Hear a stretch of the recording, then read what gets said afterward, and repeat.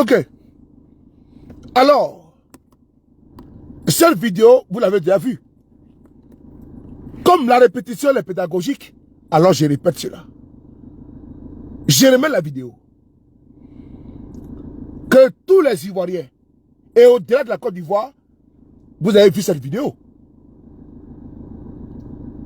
Contactez, nous rentrons dans nos réseaux pour aller savoir où se trouve le pasteur.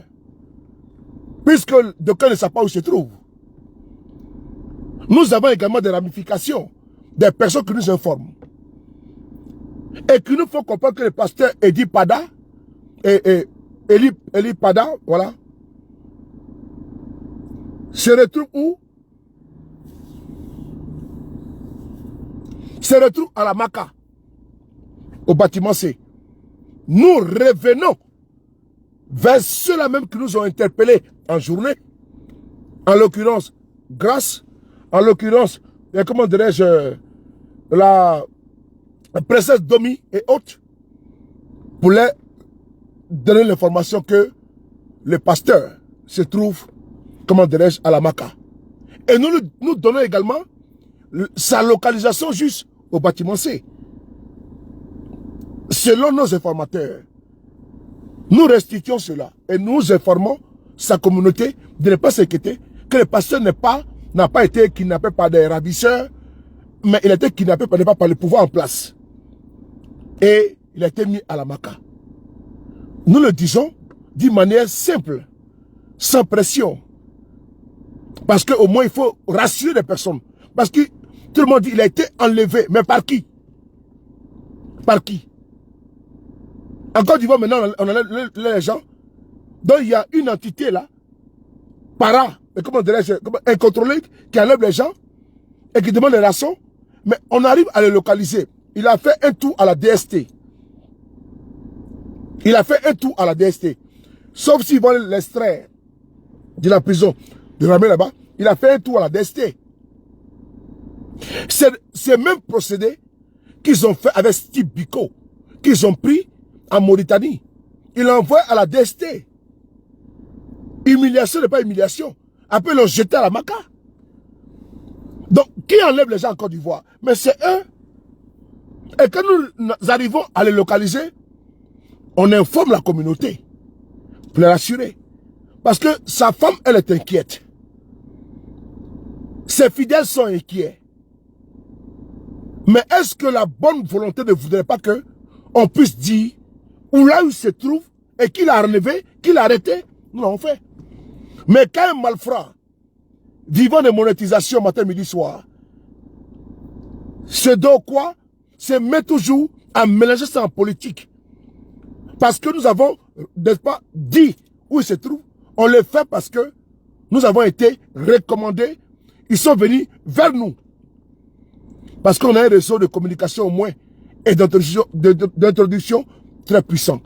Mais il n'est pas le seul pasteur ou homme de Dieu qui a été arrêté sous des prétextes fallacieux.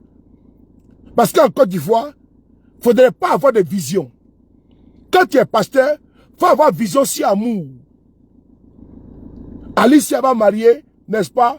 Comment dirais-je? Le mignon. La préférée va marier, n'est-ce pas? Monsieur Quadio. Et sur le Paris, va marier, n'est-ce pas? La mignonne. Donc, il faut avoir les visions farfelues. Le pouvoir de Ouattara est trop joli. Dieu m'a dit que vous allez rester pendant 7 ans, 100 ans. Ouattara va rester à vie. Il n'y a pas de critique. Vous voulez la preuve? Je montre la preuve. Que ça va commencer par lui.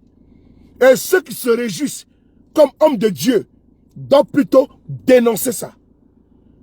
Doivent plutôt dénoncer ces pratiques moyenâgeuses. Ne doivent pas soutenir que le fait qu'on arrête un collègue à lui, que lui, demain, il est à l'abri. Parce qu'ils ont cassé les mythes. Ils ont cassé le mysticisme religieux. En commençant par beaucoup des hommes de Dieu musulmans. Monsieur Agib Touré. Il a été arrêté par qui? Par le régime porteurs de boubou. N'oubliez pas, ce n'est pas une affaire politique. Hein. C'est une affaire où en Côte d'Ivoire, vous ne pouvez plus parler. Les hommes de Dieu ne sont plus à l'abri.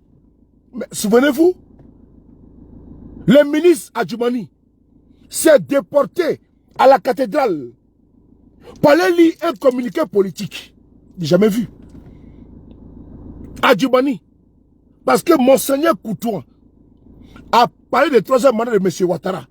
A dénoncé, non, a donné des conseils pour dire que c'est pas bon devant Dieu. Mais Adjoumani s'est levé. Ils sont allés au plateau, à la cathédrale. Ils ont posé des chaises. Et ils ont fait un communiqué politique pour répondre au prélat. C'est des personnes qui n'ont aucune considération pour les hommes de Dieu. C'est ça le vrai point. Ce n'est pas le point de M. Edip et M. le prophète Eli Pada. Eli Pada. C'est pas ça. Ceux qui n'ont aucune considération pour même Dieu. Que tu sois musulman, que tu sois catholique, que tu sois, comment dirais-je,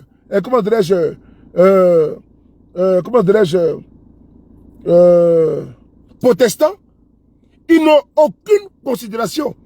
Que d'aucuns ne pensent pas qu'ils sont à l'abri. Ce régime a un problème viscéral avec les hommes de Dieu. La preuve elle est là. C'est parti. Regardez ici. Ce monsieur s'appelle... oh, champion. Laisse-moi avec les histoires. Moi, je ne sais pas buzz. Oh, moi, je ne suis pas dans buzz.